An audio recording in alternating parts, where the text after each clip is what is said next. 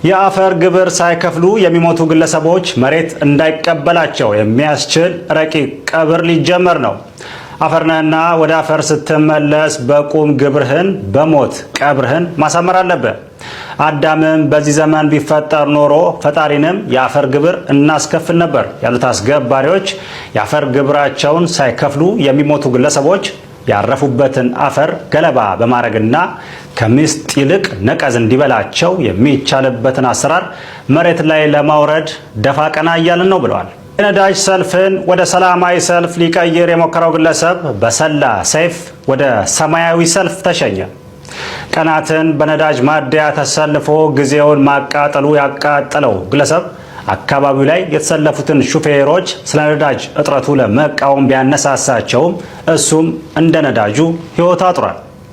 ኢትዮጵያ ውስጥ የድጋፍ ሰልፍ እንጂ ሰላማዊ ሰልፍ የማይታሰብ ሲሆን ለኢትዮጵያውያን አንድ የተፈቀደው ሰልፍ የታክሲ ሰልፍ ነው።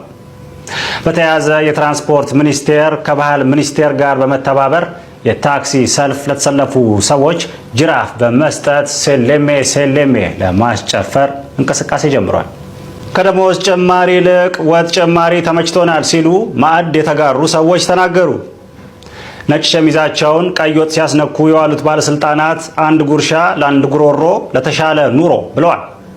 ራት ለፍቅረኛ ብቻ ሳይሆን ለሚሰራ ሰውም ይጋበዛል ያሉት ባለስልጣናት እንደውም ከራት በኋላ ምንም ነገር ሳይፈጠር በሰላም ወደ ቤት መሄድ እንደሚቻል የኛ የራት ግብዣ ትልቅ ማሳያ ነው እያሉ ነው።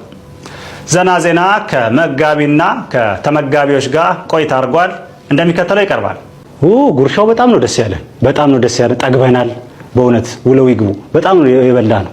እንደዚህ እኔ በልቼ አላውቅም። በፊት እኮ ባለስልጣኖች እኮ ጉርሻ ሲቀበሉ እንጂ ጉርሻ ሲያቀብሉ አይተናናቅም። ይሄ ለኛ ትልቅ ተምሳሌት ነው። እንደፈለግን አድርገው ነው ያስተናገዱን። የጾም ለብቻ፣ የፍስክ ለብቻ። እውነቴን ነው የምልህ። አሁን የጾሙ ላይ ሽሮን ሰላም ሚኒስቴር ነው የጨለፈው። ተመልከት። ድንቹን ግብርና ሚኒስቴር ነው የጨለፈው።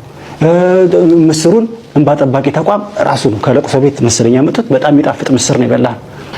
እንትኑስ ብትል ፍስኩ ጋር ብትሄድ ጥብሱ ማን ነው የጨለፈልን? ማዕድ ሚኒስቴር ነው የጨለፈልን። ቀይ ወጡን ቀዳማዊት እመቤት ጨለፈችልን። ጎመን በስጋውን አረንጓዴ አሻራ ራሳችሁ ብቻ እኔ እውነት እንደዚህም አለ እንዴ? እውነቴን ነው የምልህ። ክትፎ ጋር ብቻ መከላከያ ሚኒስቴር ነበር። እኔ ክትፎን ተውኩት። እኔ ለብ ነው ፈልገው እነሱ ደግሞ በድሮን ነው የሚለበልቡት አሉ። ተውኩኝ። እኔ ብዙ ፍላጎት ያው እዛ ቱርክ ወስደው እስኪያስለበልቡ ራብ ይገለኛል። ብቻ በላ ነው ጠጣ ነው። እውነቴን ነው የምልህ። ቤተ መንግስት እኮ በፊት በጠጅ ነው የሚታወቀው። ይሄው አሁን እንደምታየው ነው፣ አልጫና ጥሬ ነው። አሁን ይሄው ዱቄትም ቤት ይዘህ ሂድ ብለውኝ ዱቄትም ሰጥተውኛል። አመሰግናለሁ። ያው ግማሹን ዳቦ አረጋለሁ፣ ግማሹን ደግሞ ያው ለልጄ ሰጥቼ ቲክቶክ ላይ ጌም ትጫወትበታለች። እንግዲህ ሰው ሲበላው ውሏል። እኛ ህብረተሰቡን የምናበላው የማህበረሰቡን አንጀት ለመብላት ነው። ዛሬ አንጀቱ የተበላ ማህበረሰብ ነገ ሸራ ይበላናል። ልብ ለማግኘት ስንል በሆድ በኩል ነው የምንሄደው። ምክንያቱም ሆድ የልብ ጎረቤት ነው።